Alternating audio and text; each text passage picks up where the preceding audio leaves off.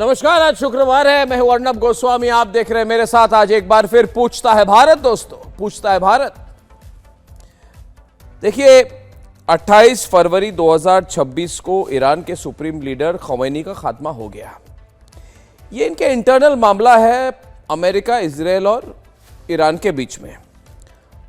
अब जो भी हुआ, चलिए, होना नहीं चाहिए था, मगर ये 4 दशक से चल रहा है। ऐसा नहीं कि आज की बात है, ये हमारा कोई इन्वॉल्वमेंट नहीं है इसमें। ये खमैनी का झगड़ा चल रहा था इजराइल और अमेरिका के साथ। अब हमारे भारत में पता नहीं क्या ये शाहीन बाग वाले ग्रुप वापस आ गई है सड़कों पे, हर दिन प्रोटेस्ट कर रही है, हर दिन। ये क्या हो रहा है? खमैनी की हत्या शनिवार को हुई, आज शुक्रवार है, 1 हफ्ता होने को है और कुछ काम नहीं है इनका। हर दिन डेली आके प्रोटेस्ट कर रहे हैं। क्या इधर कोई शाहीन बाग वाला मॉडल चल रहा है कि 40-50 दिन ये प्रोटेस्ट चलाओ? आपको प्रोटेस्ट करना, आप इधर क्यों प्रोटेस्ट करिए? भारत है, आप जाइए अमेरिका प्रोटेस्ट कीजिए, आप जाइए इजराइल प्रोटेस्ट कीजिए। रोज सुबह उठो और शुरू हो जाओ। आप अमेरिका इजराइल को गाली दें। 105 दिनों तक शाहीन बाग का प्रोटेस्ट चलता रहा और कोविड नहीं होता तो चलता रहता। 11 दिसंबर 2019 से लेकर 24 मार्च 2020 तक इन शाहीन बाग वालों ने कहा सड़कें बंद कर दो, भारत में पूरा भारत बंद करवा दो। अब वही माहौल हम खमैनी के केस में देख रहे हैं। इसलिए पूछता है भारत पहला सवाल कि भारत में कई रेडिकल हार्डलाइन मुस्लिम ग्रुप्स है, वो ये क्या कर रहे हैं? ये मुस्लिम वर्सेस नॉन मुस्लिम इशू बनाने की कोशिश कर रहे हैं। हर दिन सड़कों में आके इधर नेतन्याहू के, जैसे महबूबा मुफ्ती हर दिन सुबह आके नेतन्याहू के फोटो को वो जलाती है, वहाँ पे फोटो लेती है, मीडिया को बुलाती है। ये सब क्या ड्रामा हो रहा है? देखिए महबूबा मुफ्ती जी, आपको इतना गुस्सा है अमेरिका से तो जाइए व्हाइट हाउस के बाहर जलाइए, तेल अवीव में जाइए। अमेरिका से बहुत गुस्सा है, ट्रंप पर बहुत गुस्सा है, ठीक है, मगर ये भड़ास भारत में क्यों निकाल रहे हैं? इधर क्या कर रहे हैं? किस पर गुस्सा निकाल रहे हैं भारत के सड़कों पर? ये कोई लॉजिक नहीं है इसमें। अगर 9 महीने तक ये युद्ध चलेगी तो 9 महीने हर दिन हर सुबह ये यही करेंगे।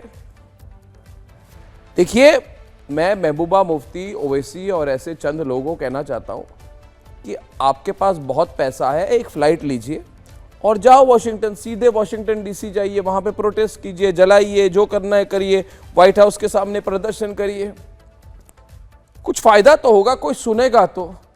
इधर बैठ के आप ट्रंप को गाली दे रहे हैं, नेतन्याहू को गाली दे रहे हैं। ये गाली नहीं दे रहे, ये इनका पॉलिटिकल प्लान है दोस्तों। ये चाहते हैं कि पूरी मुस्लिम ग्रुप एकजुट हो जाए, मुस्लिम समुदाय एकजुट हो जाए। हर बार इनको एक मुद्दा चाहिए, हर बार इनको कोई ना कोई मुद्दा चाहिए। कभी कभी सीए, कभी कभी एनआरसी, कभी कभी हिमंत बिस्वा शर्मा ने क्या कहा, कभी योगी आदित्यनाथ जी के खिलाफ, है ना, कभी वक्फ के टाइम पे तो बाप रे आउट ऑफ कंट्रोल हो गए थे और उस समय कह रहे थे कि सब बंद कर देंगे, मगर उस समय सबको पता है कि पहलगाम में क्या हुआ, और पहलगाम में नहीं होता तो ये चलते रहते।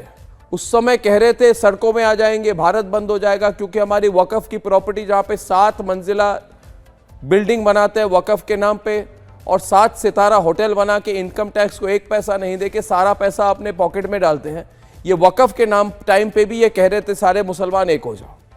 ये सारे मुसलमान एक हो जाओ का कॉन्सेप्ट भी तो गलत है, क्योंकि दुनिया भर में मुस्लिम वर्सेस मुस्लिम फाइट चल रहा है। कहाँ है ओआईसी, कहाँ है अरब वर्ल्ड, कहाँ है मुस्लिम ब्रदरहुड? ये कह रहे सारे मुसलमान एक हो जाओ। सऊदी अरब क्या मुसलमान देश नहीं है ओआईसी जी? यूएई, तुर्की, कतार, बहरीन, इराक, दुबई पे जहाँ पे ईरान ने मिसाइल वहाँ पे दाग दिए हैं, क्या वो मुस्लिम शहर नहीं है? यूनाइटेड अरब अमीरात का पार्ट नहीं है? तो ये मुस्लिम वाली इशू कहाँ हो गई?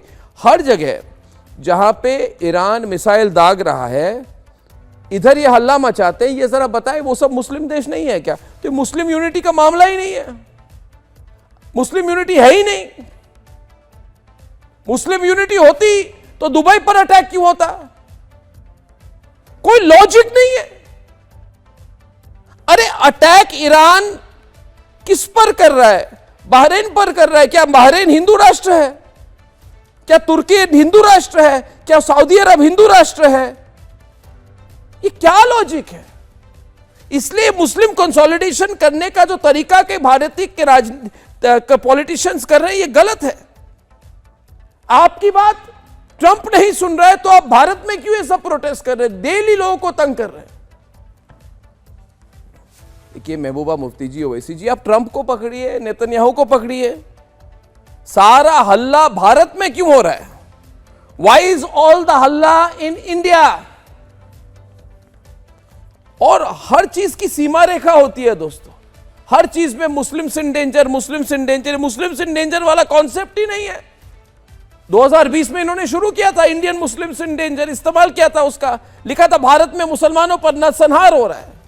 आप बोलिए आज की ईरान के मुसलमान लीडर्स ने सऊदी अरब के मुसलमान लोगों पर अटैक कर दिया, हर दिन पे रिलीजियस एंगल डालते हैं। देखिए तेल का युद्ध है, this is about oil, oil, तेल,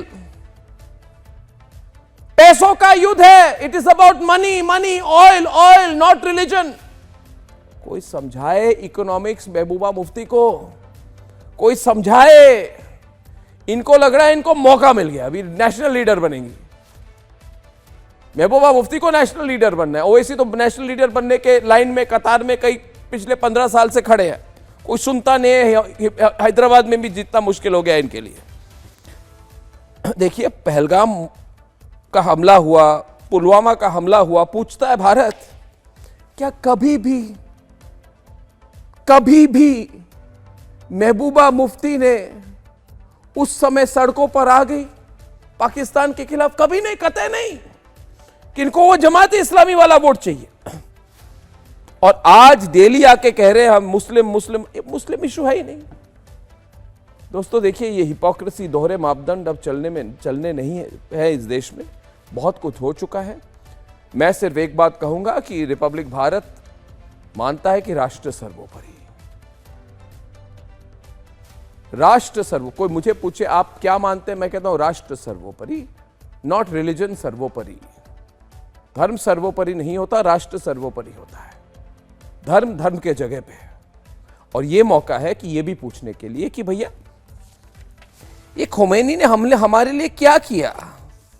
खोमेनी तो सबसे बड़े एंटी इंडिया वॉइस थे दुनिया में। ये कहते थे कि मुसलमान कश्मीर में आजादी का जंग लड़ने हैं। हर समय कहते थे कि मुसलमान भारत में पीड़ित है, Indian Muslim in danger. Bharat Gaza Kashmir का कंपैरिजन करते थे। तो हम खोमेनी के लिए कितने दिनों तक मातम मनाएंगे? और जो मातम मनाना चाहते हैं मनाए, मगर क्यों ये अनिवार्य हो गया है कि भारत को ईरान और खोमेनी का समर्थन करना पड़ेगा? क्यों भाई? हमें मिलता क्या है? हमारे 36 लाख लोग यूएई पर अटैक हो रहे हैं, हम यूएई के साथ खड़े होंगे।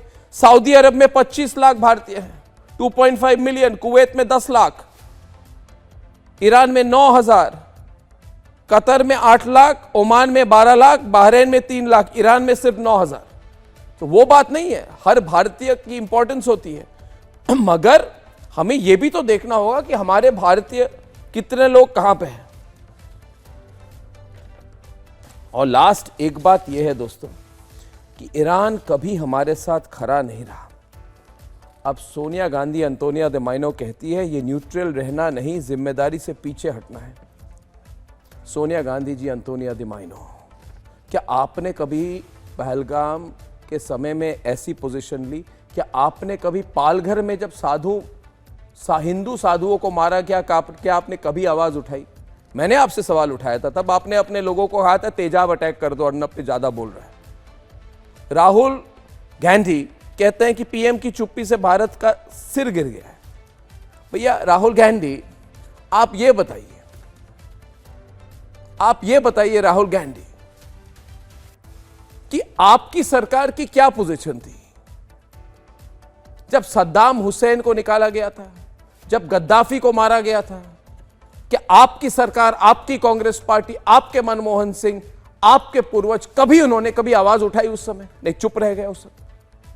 जबकि कांग्रेस पार्टी कहती थी इन गुड एंड बैड हम सद्दाम हुसैन के साथ हमेशा खड़े रहेंगे, मगर जब सद्दाम हुसैन को मारा गया तब ये डर गए, तब इन्होंने कहा नहीं, हमको पंगा नहीं लेना है अमेरिका के साथ। तो देखिए दोस्तों, अंत में यही कहूंगा कि ड्रामा बंद करें महबूबा मुफ्ती, और जितने लोगों को लग रहा है कि मुस्लिम यूनिटी की एक अपॉर्चुनिटी है, आप मुस्लिम यूनिटी नहीं नेशनल यूनिटी की बात करिए, राष्ट्र सर्वोपरि की बात करिए, धर्म सर्वोपरि की बात मत करिए। और इस टाइम दुनिया में कोई मुस्लिम यूनिटी नहीं है, तो फेक रिलीजियस यूनिटी बनाने के से अच्छा यह होगा कि आप नेशनल यूनिटी बनाएं, और राष्ट्र के लिए जो सर्वप्रथम राष्ट्र सर्वप्रथम के कॉन्सेप्ट को आगे ले जाते हुए जो हमें फायदा है, भारत को जिस पोजीशन लेने से फायदा है वो पोजीशन हम ले। ये क्या कि आप पॉलिटिकल प्रेशर कर रहे हैं कि किसी तरह से खमेनी के साथ खड़े हैं। हम क्यों उसके साथ खड़े रहे जिन्होंने हम पर मैक्सिमम अटैक किया है? ये सवाल अकेला मैं नहीं, आप नहीं, हमारे साथ पूछ रहा है आज सारा भारत।